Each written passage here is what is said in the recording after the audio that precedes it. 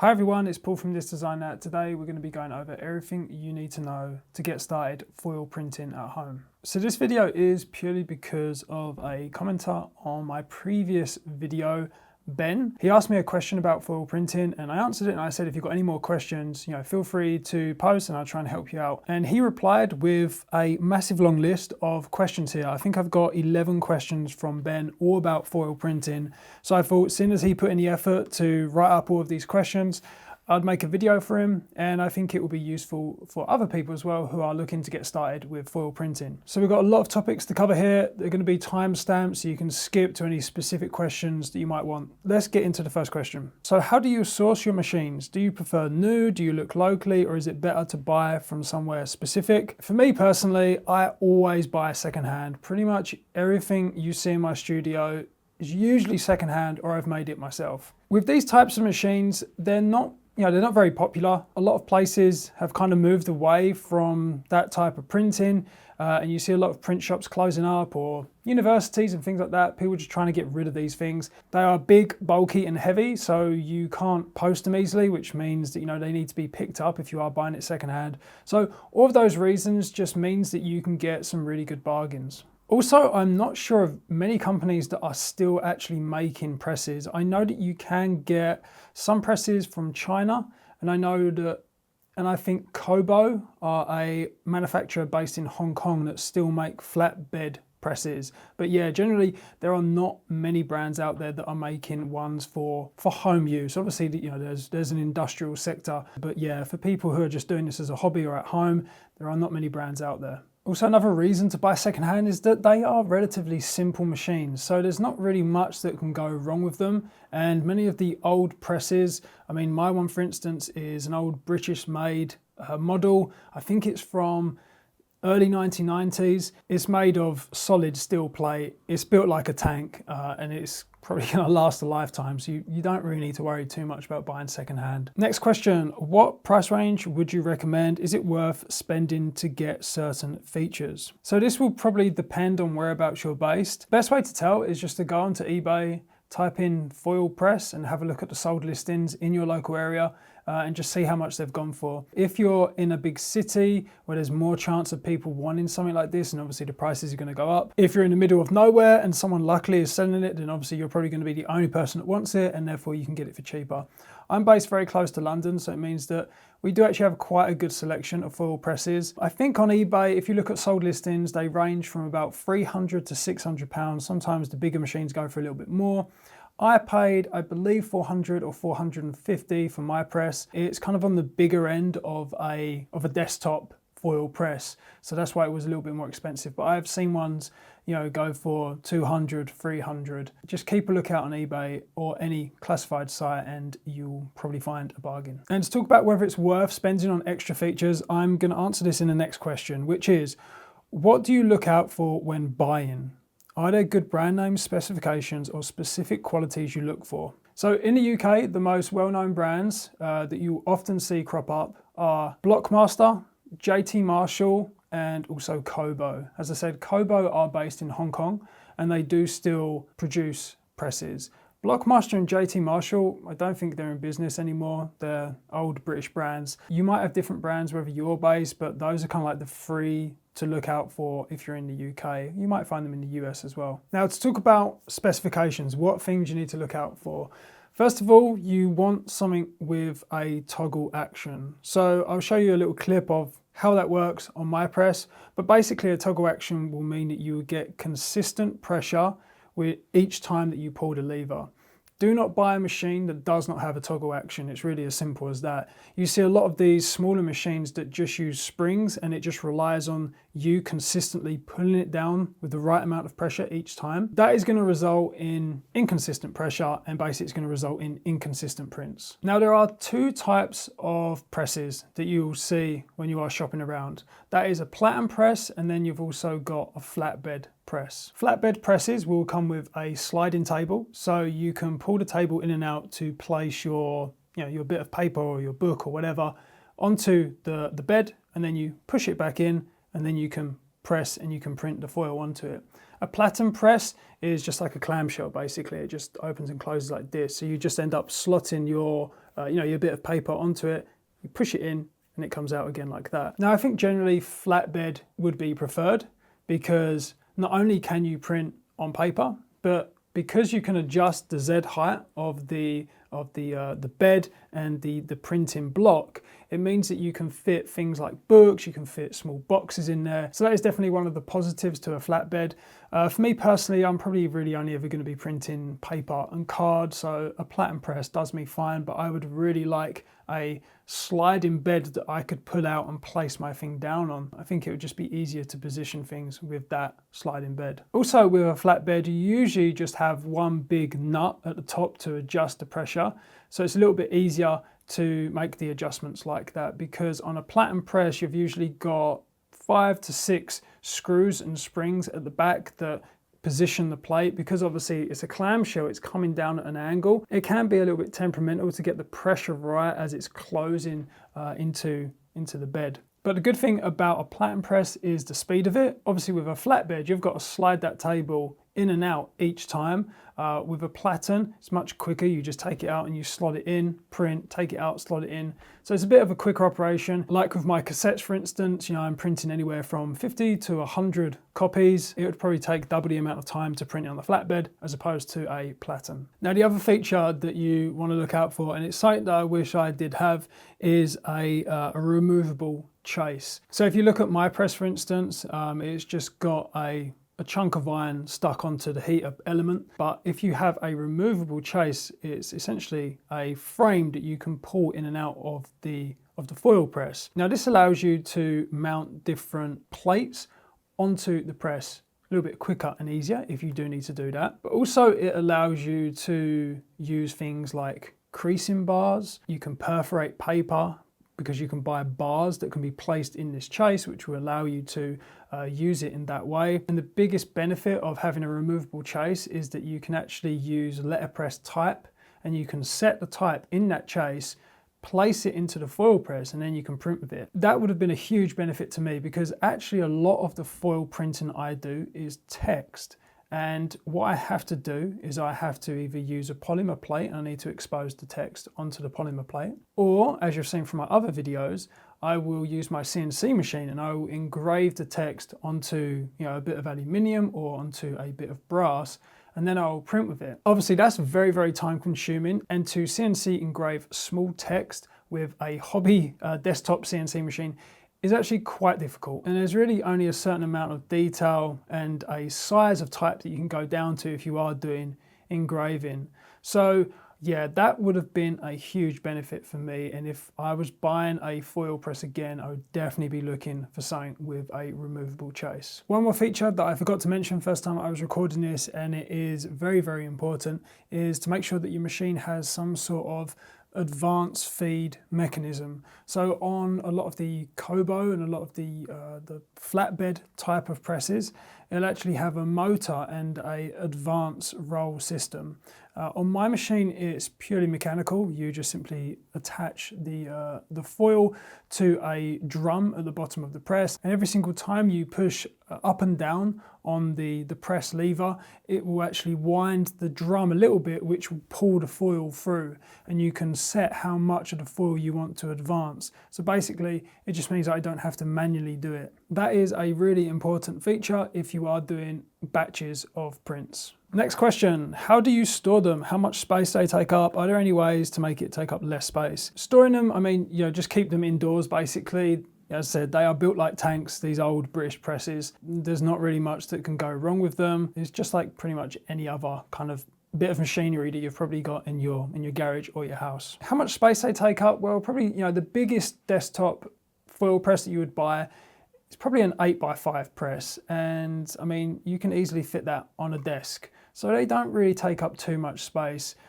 Also, with a 8x5, it's going to be smaller, therefore it's going to be lighter, which means it might be easier for you to move around. My one down here is a 7x12 inch press. It is big, it is bulky, I cannot pick it up and put it on a desk. I think it probably weighs, I reckon, over 60 kilograms. It took 2 of us to carry it up my stairs. There's no way I could have lifted it up by myself. So yeah, it's a big, heavy machine. Now, it's not too much of a problem because I've got space here and it fits nicely underneath my shelving just next to me here. If I had a flatbed press, that would have actually been a little bit more difficult to store in my room because it takes up more height.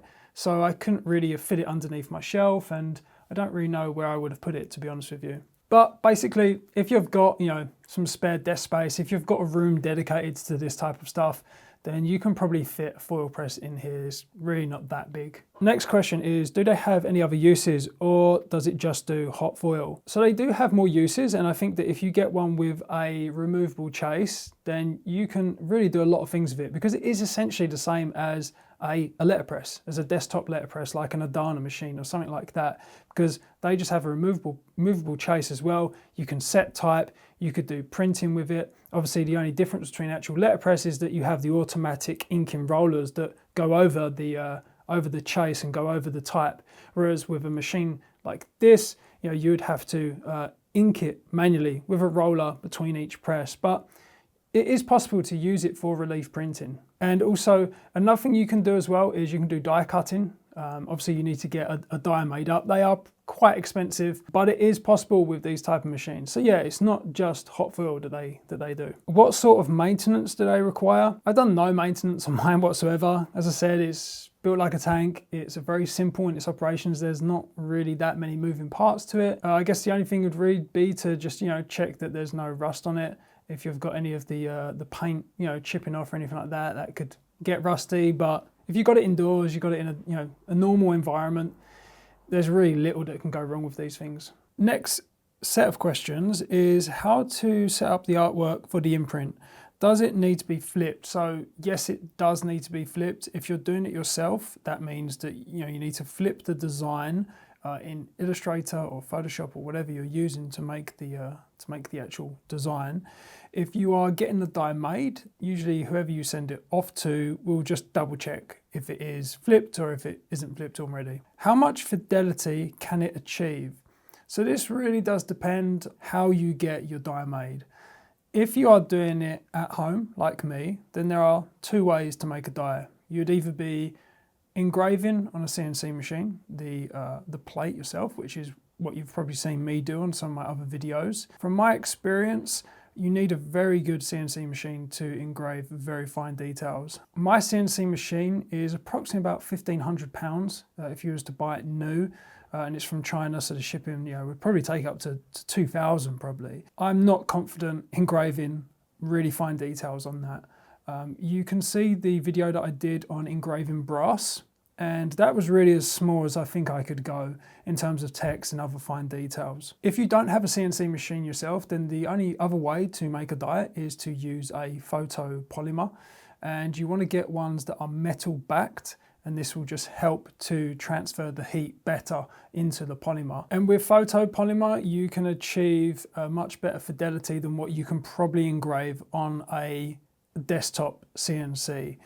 If I was doing really small text or fine details, I would probably choose a photopolymer as opposed to doing engraving on a CNC machine. If, however, you are getting your die made, so how it's usually done is it's usually chemically etched, or maybe it is CNC machines, depending on the type of design. But if you're getting it made by a professional die making company, they will tell you, what the detail they can achieve.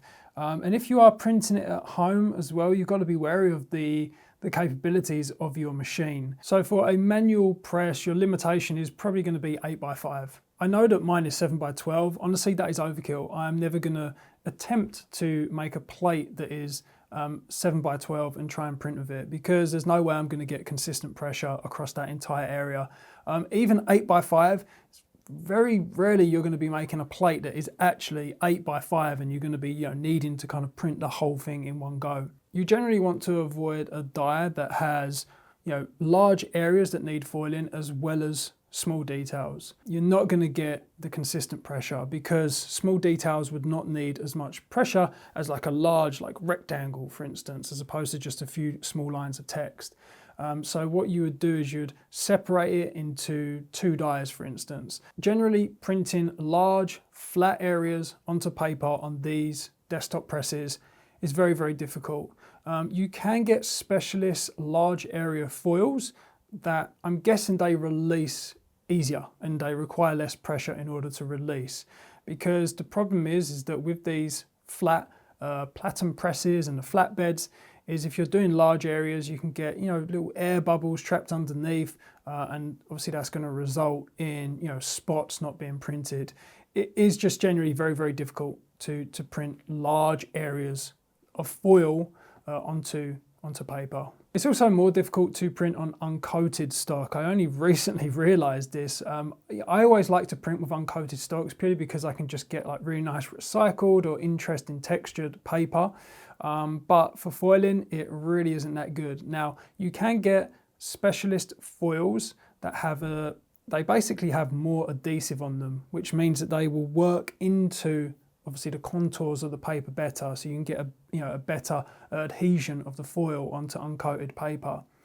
But yeah, it's just going to be more foiled if you've got to buy for one specific type of paper. It's a little bit annoying. So most of my recent foils in my designs have been on coated paper. Coated paper is 10 times easier to foil on. It looks much nicer. You get really nice crisp foil prints with it. But if you do need to print on specialist paper, talk with your foil supplier. They have many different grades for all different types of uses. I'm thinking of chatting to Foil Co and see what they suggest for uncoated paper, because I would really like to start foiling on uncoated paper, and I think it just needs some experimentation. But if you ever need to print on a large area, let's pretend that you're trying to print on a sheet of A3, for instance, you're never going to be able to do it with these type of presses. In the industry, you have a cylindrical press, which works very much like an etching press. Obviously because of the cylinder, you've got that single point of contact. You can get a nice good pressure, and obviously you're not going to get any air bubbles or anything like that when you're doing that type of foiling.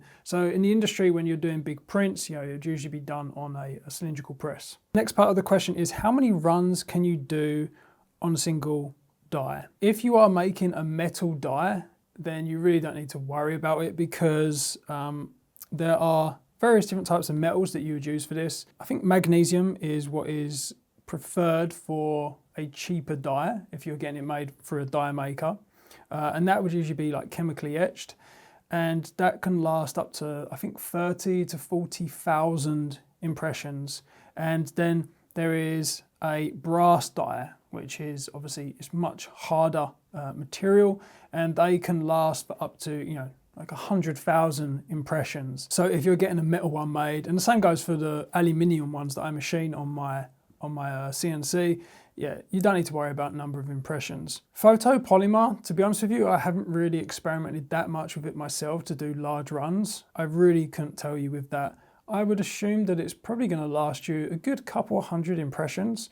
I know that when people are using photopolymer plates for letterpress printing and things like that, they run them for hundreds, if not thousands of impressions. Next part of the question is, do you ever use photopolymers? Yes, I have used them, and I've done a few videos on some experiments, and I didn't really have that much success. But since then, I have had some decent success with photopolymers. And as I said, if I'm going to be doing small text or really fine details, I would probably reach for a photopolymer die as opposed to trying to do it on my CNC. Now, the most important thing that you need to do when you are making photopolymer dies is, once you've exposed it, you need to fully dry it. And if you look at my previous videos where I am experimenting with foil pressing on photopolymers, you will see that they break apart when I start increasing the temperatures of the press. And that is because I did not fully dry the polymer. And therefore there are tiny water molecules still in the polymer, and when I'm applying heat, they are obviously boiling and they are trying to escape the polymer, and that's what broke down the polymer. So what you need to do is you need to essentially bake the polymer once you've exposed it, and you need to fully dry it. So put it in an oven and put it on a really low temperature and leave it in there for a few hours. The mistake that I did was, once I exposed it and I cured it, I just let it dry overnight in just room temperature. And it looks like it's done, but yeah, all of the water is not evaporated out of that polymer. But once you've fully dried it, they work well, and they work well for fine details. And as I said, I would recommend the metal-backed photopolymers as opposed to the plastic-backed ones. Next question is, how important is temperature and how does it change over different materials? So the temperature doesn't necessarily change over different materials, but it can change for different foils. Now, usually when you buy your foil from a foil supplier, they will give you a temperature range in which the foil will work in. And basically all I do is I start at the lowest end of that range and I just increase it by 1 degree until I start getting a good consistent release of the foil on whatever I'm printing on. It's usually paper. Now obviously having a consistent temperature is going to result in more consistent prints. I think it might be worthwhile to invest in one of those infrared temperature readers, the ones that you can kind of like point the laser at and you can see the temperature of, because I mean, when I'm using mine, my temperature gauge is, it's the temperature of the heater element. It's not necessarily the temperature of the die. And once you have printed with it, obviously some heat is transferred onto the paper and onto the bed, and therefore the temperature of the die is reduced. Now, I've never actually measured it to see how much it drops by and how long it takes to bring the temperature back up to that point. So that might be an interesting experiment to do in the future. But basically, find a good foil supplier. As I said, in the UK, you've got Foil Co, also got Profoil. Those are pretty much the two best suppliers, and they will give you, a full list of specifications for their foils and kind of how to use them correctly. Next question is, how do you set up registration to get the best accuracy? So I use the same system that I use in screen printing, which is just a 3-tab registration, 2 at the bottom, 1 on the side. So when you place your paper in, if you're always meeting those 3 points, then you've got the same position every single time. Now, as far as getting your die mounted onto the plate and then getting the position for your 3 tabs, what I do is I actually print out the die on a transparency sheet. I lay that over so that then I can get it lined up perfectly, and then I will stick it with some double-sided tape. So this basically is together now, and it's in the exact same position as the die, this transparency sheet. And then what I'll do is I will stick the transparency to my bed. I will then close the press so the die sticks to the heater plate, and then when I pull the bed away, the double-sided tape will just come off with a little bit of pull, and then I've got the position for the bed every single time. And you can just see a little bit of footage of me doing that and setting it up. I found that works really well. And then all I need to do is I've got the guidelines for my bit of paper that I'm printing. So then I will just place my 3 tabs. I would place 1 here, 2 at the bottom, or I could even just cut out an actual L bracket made out of thick card, and then I can place my cassette sleeve in the same position each time, and it's going to get printed exactly where this die is. So hopefully that has answered your questions, Ben. If you've got any more, then yeah, feel free to put them in the comments below. Maybe we can even do another video. But this is why I like people asking questions, because yeah, it gives me a good idea of kind of the type of questions that people are asking when they're wanting to start doing these type of things. Because I remember I had all of these questions, but honestly, it was quite a few years ago. I've kind of forgotten the frame of mind that I was in when I was just starting out with these things. So that is it for today. Remember to like and subscribe, and I will see you all soon.